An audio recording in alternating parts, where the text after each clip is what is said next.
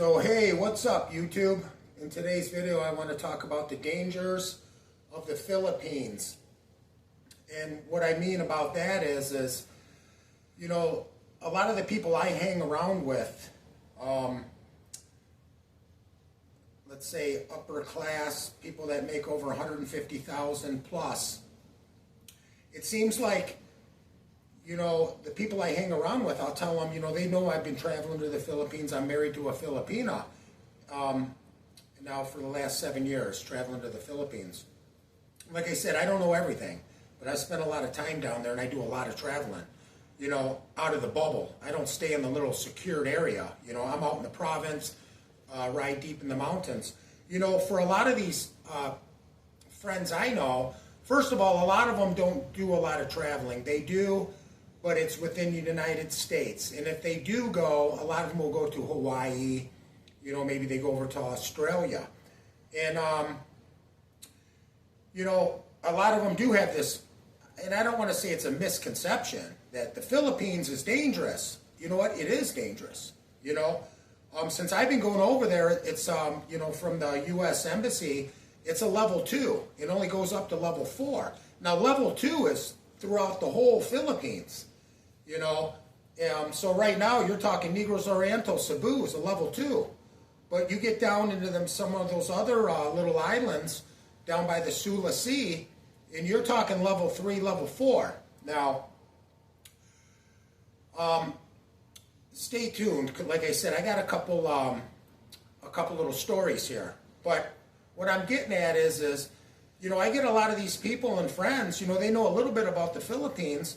You know, it's, first of all, it's going to be quite a few flights to get there. And it's enduring. I've done many of them, and it sucks. It sucks. I don't care if you're doing first class, because for some of you, maybe you don't sleep good. Flying can suck. You know, the infrastructure over there, to get to point A to point B. If you're young and you're in shape, I have a hard time doing it sometimes. I have friends that are over there now that left early. They just had enough. They just want to get their Filipina back to the United States. Like I said, for me, you know, I shut down my company. Said, hey, I'm going to go over there and I'll try it out. I'm back here in the United States. I'm telling you, freedom, baby, freedom, right here. I can get to point A to point B like that. Over there, it's going to be the bus systems. You're not going to be wanting, and for any of you that are over there and you're going to rent a scooter or a motorcycle, good luck, because you will get in an accident. You know, I said the same thing. I'm just going to drive slow. I'm going to be careful. Man, we've been in many accidents, and thank you, Lord, by the grace of God, nothing serious, but it could have been. I know a lot of people, very dangerous over there with the scooters, even the bus systems. You got to be careful. You know, a lot of this stuff isn't reported.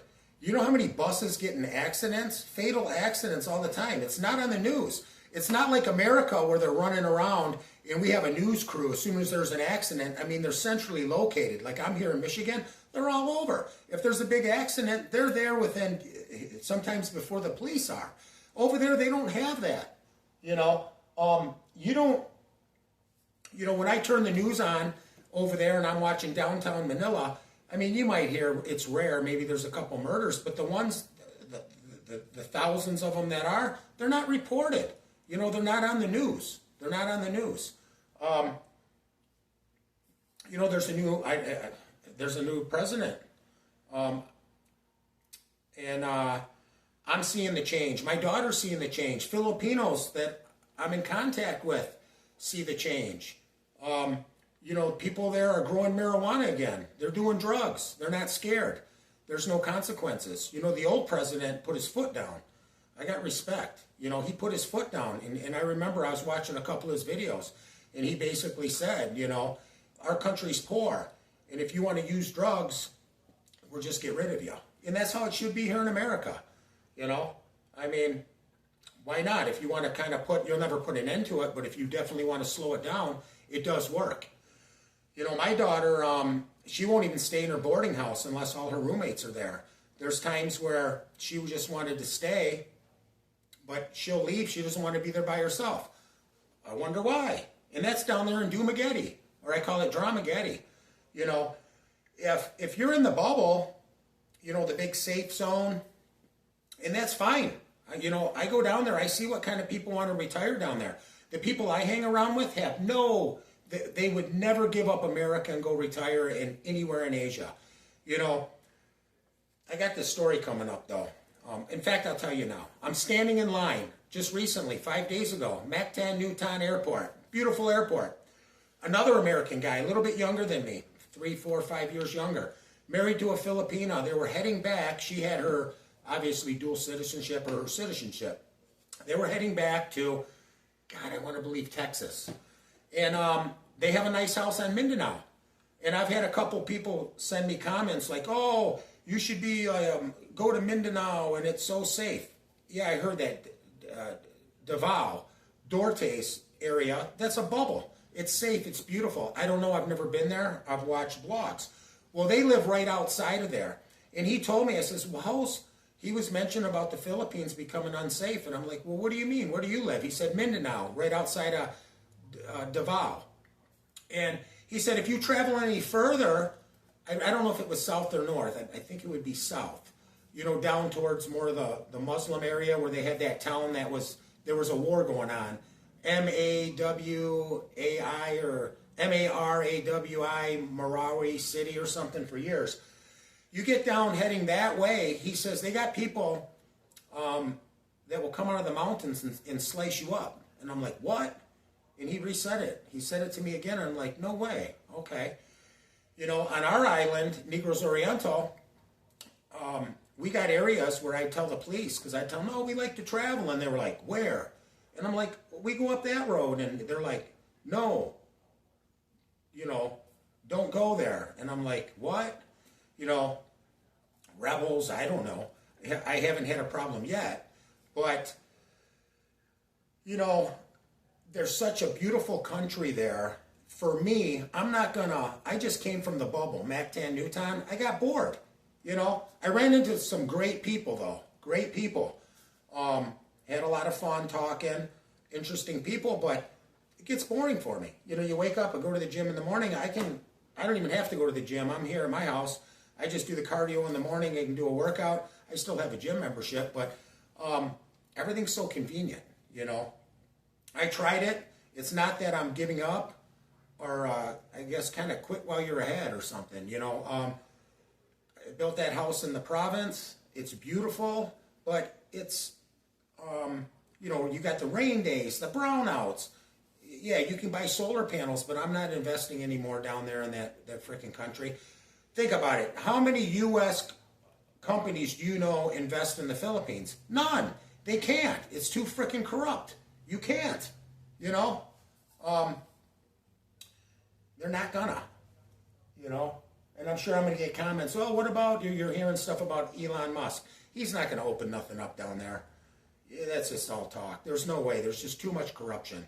There's too much. And if any of you live down there and you got out of the bubble and you actually went and walked and talked and met educated Filipinos, they'll tell you the same thing, you know. But I get it. You know, majority of the people, see, the people I hang around with,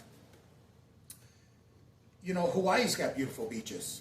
And you're going to say, oh, Hawaii's more expensive. Not really. I've been to some of them islands, and you got hotels there that are $300, $400, $500, $600, $700 more than a night. A night. In the beach, it's not that great. I mean, I've been to some areas here in the United States that got some beautiful beaches, but less headache. I don't got people coming up to me all the time, you know, asking for money and this and that. And like I said, I'm not complaining. I'm just telling you, but there's going to be a lot of you that go down there, and it's not all peaches and cream, you know. Just getting from point A to point B and just getting harassed is going to be enough, you know. And that's going to be majority of us. I go through it too, you know. Each time I go down there, I learn a little more patience. But, you know, it's a foreign country. If you get out and you travel and you like to hike like me, and mountain bike, and you venture off into areas where, you know, because you know, everyone says, oh, the Filipinos, they're so full of smiles, they're so, you know, nice. Majority of them are, but like I said, wrong place, wrong time. The more you're traveling, something's going to happen. It's kind of like here. Am I going to travel down to Detroit and go goof around in Detroit like I used to when I was younger? I had, guys that were in biker clubs that worked for me, and they, out of respect, come on, come down to the clubhouse, have a beer. I would go. Would I go there now? Hell no. Hell no. I mean, the more times you go down in that area, you're at risk. Detroit, the outskirts of Detroit, the rougher areas, the hood, whatever you want to call it, that's what the rest of the Philippines is when you're outside the bubble. It's the hood. It's very poor, and it's going to be hard for, a lot of you people to get used to it. But I mean, don't be wrong, I'm not judging, I'm just saying this is reality. It's where I come from, middle, upper class, beautiful green grass, every couple years buy a new car, whatever. It's a different way of life down there. It's definitely a different way of life. And things are changing. My wife sees it, and there's a lot of drugs going on. There a lot more than normal. I can't stress enough that infrastructure. Now, if you book a ticket through like a travel agency, and you're going to go to some big resort, let's say Palawan, and they set it up where you go to the airport and you got the big SUV, they get you from the airport, take you to, maybe you got to travel over to the port and then take the big boat across, and they have another vehicle ready for you. I mean, that's okay, but like I said, all the flights to get over there, it's the infrastructure, dude. It's very, very tough to get to some of the islands. And for some of you, especially if you're a lot older, 75 plus, I can't see, I mean, why would you want to go through all that when you could just go fly to Hawaii or, California, certain areas. There's all kinds of places. It's not that great. It is a beautiful, and not all islands are beautiful. Negros Oriental, to me, is very beautiful. There's lots of mountains, but it's the #1 poorest island. Well, one of them, for the biggest island. Negros Oriental is very, very poor. Very, compared to the other islands, so is it dangerous? I mean, there's all kinds of dangerous, I mean, can you get robbed, shot? I mean, yeah, you could, but just traveling, the buses get in accidents all the time. The V-hire vans you ride in, flying, doing way over the speed limit.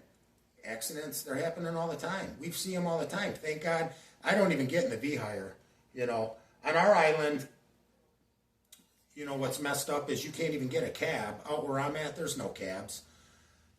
Small trikes. Dumaguete does have the bigger trikes, which I do like, but same thing in Dumaguete.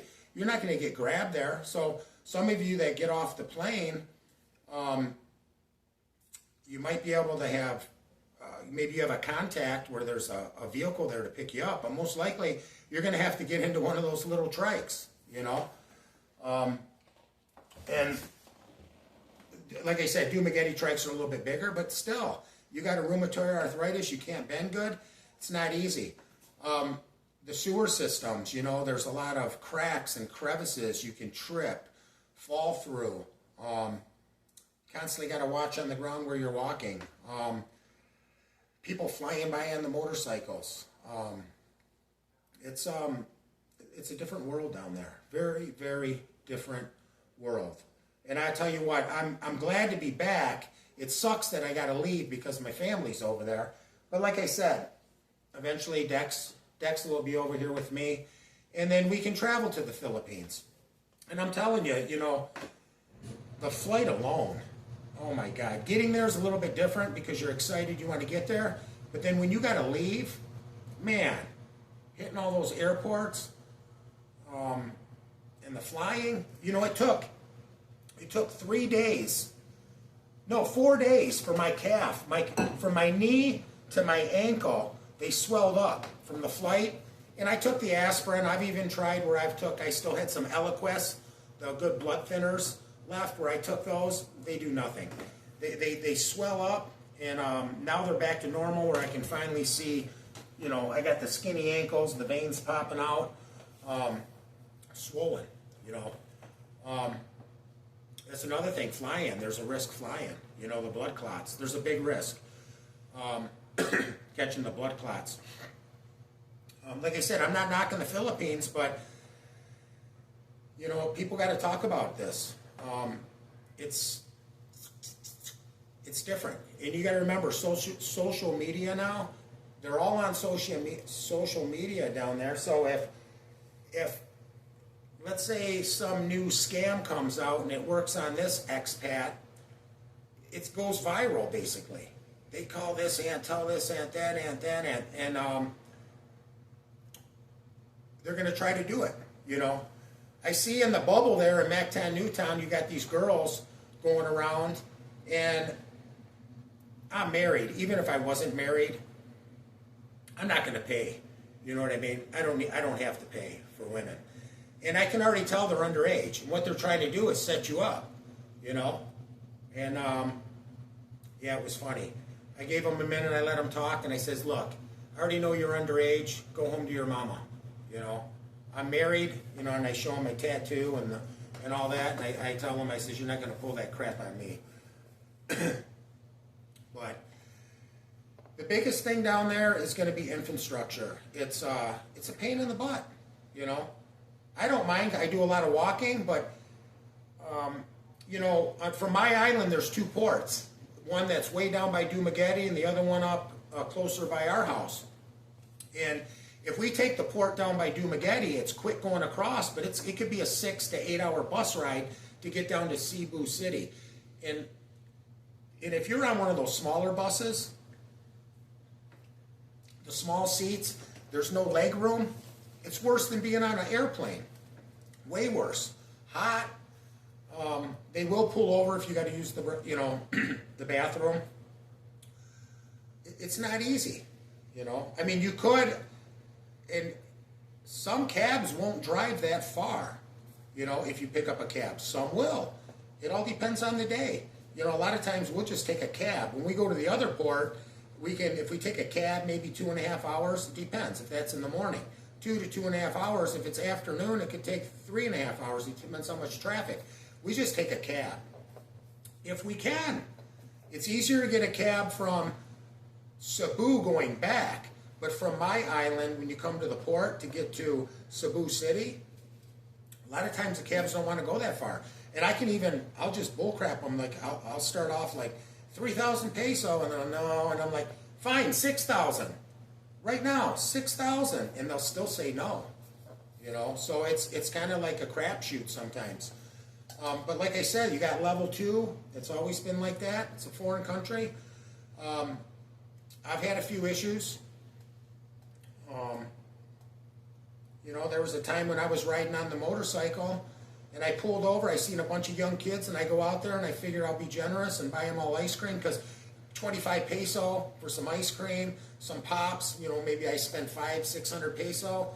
I don't even care. Maybe it was 1,000. And, you know, I buy them all snacks, 7, 8, 9 kids. And I turn, you know, after talking to them, and, you know, the mothers are out there, oh, thank you. I turn around, I go to get back on my motorcycle, and there's 2 guys sitting on my seat. You know, here, if somebody was sitting on my Harley back in the day, or my motorcycle, and they're sitting on my seat, they'd get their ass kicked, you know. But they wouldn't do that. They know better. And I basically had to go up and tell them, and they're telling me to buy them Red Horse. They say, go buy your own frickin' Red Horse. There's no more. You just watch me spend all my money on all the kids. And that's when I told them, I said, get the frick off my bike. Get off my bike. It's rude. And, you know, they kind of like hesitated, and like I said, a couple more seconds, if they didn't, shit was going to hit the fan, and that's just how it is. And then I drove home, and I told my wife about it. She called my daughter. My daughter lived right in that area at the time with her boyfriend. They drove up there, her boyfriend, boyfriend's friend, and my daughter, and wanted to confront them about why were these guys sitting on my bike and acting like that. And they said, what American? There was no American here. So you see what I mean? I'm in a little stupid court case going on that's supposed to get dismissed. It's the same thing. You know, it's a foreign country. They can get rid of people over there a lot easier than we can here. So just be cautious. So anyways, I'm back in America. I might start posting a few videos on the construction site, you know, some cool stuff that we do. But other than that, I'm planning on heading back in a couple months. And then I'll be back over there before Christmas if everything goes well, and I'll probably stay 2 to 3 months because I don't plan on working here in the winter. At least not as, you know, framing houses outside. I've had enough. So anyway, stay tuned for the next video. And like I said, I get it why people don't want to travel to Asia, you know, especially the Philippines. I mean, 7,000 different islands. It's not easy. It's not easy getting crammed in one of those little boats, riding a bus. And prices are going up. Prices, it's still cheap. Don't be wrong. It's still very cheap, but there's consequences, you know. Very time consuming to get to point A to point B. Like I said, it's a different world. It is cool. I think everybody should go and experience it at least once. You know, that way it's either for you or it's not for you. And right now, it's not for me to ever retire over there. They don't have good enough hospitals. And I do not want to live on Manila. I can't stand Manila. I can't stand that airport. I will never go to that frickin' airport. Never. I'll fly into Cebu, beautiful airport. Manila, I just, you know, you get outside, Manila is just filthy, dirty, rotten, and I don't care. I've been up to Makati. To me, too, it's just a dirty, shitty, nasty, crowded. I mean, it's disgusting. You know, I liked it over there in the province. You know, at least I got nice, beautiful mountains and a little bit more peaceful. I mean, a little bit more. So anyway, stay tuned for the next video.